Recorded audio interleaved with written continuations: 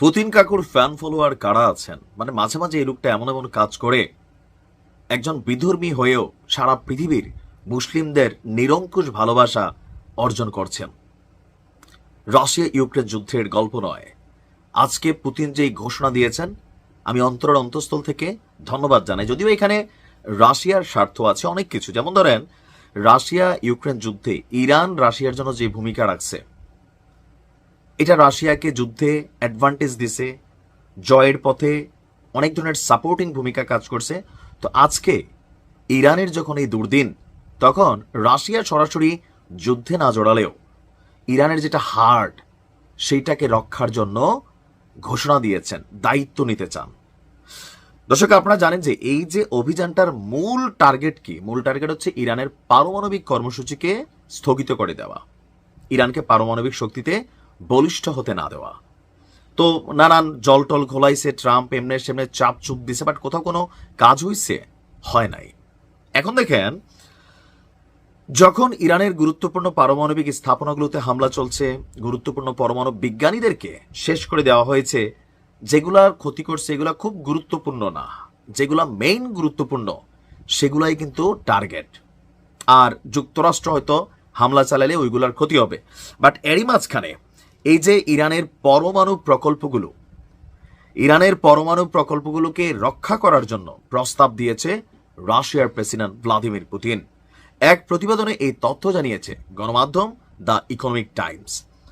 প্রতিবেদনটি বলছে যে পুতিন বলছেন, ইরানের সঙ্গে রাশিয়ার সম্পর্ক ভালো, তাই আমরা ইরানকে একটি প্রস্তাব দিয়েছি। যদি ইরান চায় তাহলে রাশিয়া ইরানের পরমাণু প্রকল্পের কাজ নিজের তত্ত্বাবধানে চালাতে পারে।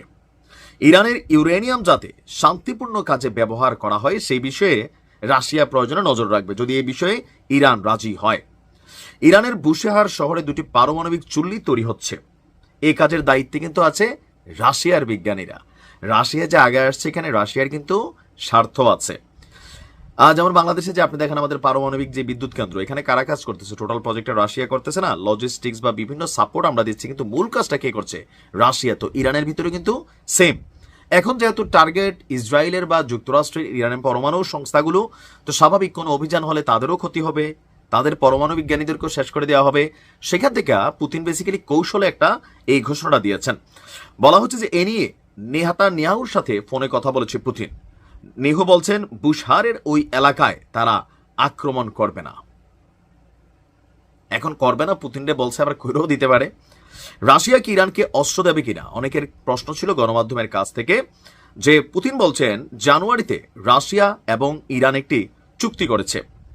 তো সেই চুক্তিতে অনেক কিছু উল্লেখ আছে, কিন্তু ইরান এখনো আনুষ্ঠানিকভাবে রাশিয়ার কাছে কোনো সহায়তা চায় নাই।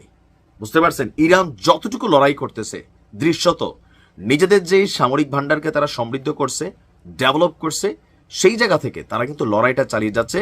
এখনো বন্ধুদের কাছ থেকে হাওলাত বরাতের টাইম হয় নাই। তবে কেউ কেউ বলছে যে তলে তলে রাশিয়া এবং চীন ইরানকে বিভিন্ন মেশিনারিজ দিয়া সহযোগিতা করছেন। তো পুতিনের এই কৌশলটা এক ঢিলে দুই পাকে স্বীকার করা, যে টেকনিক্যালি রাশিয়া এই যুদ্ধে ইনভলভ হওয়া, দ্বিতীয়ত এই প্রকল্পগুলো যেন পশ্চিমারা ডিস্টারবেন্স না করে, রাশিয়া সেই কারণে কৌশলে এই সাপোর্টটা দিচ্ছে। এখন ইরান রাজি হবে কিনা সেটা হচ্ছে কথা। আল্লাহ ভালো জানে।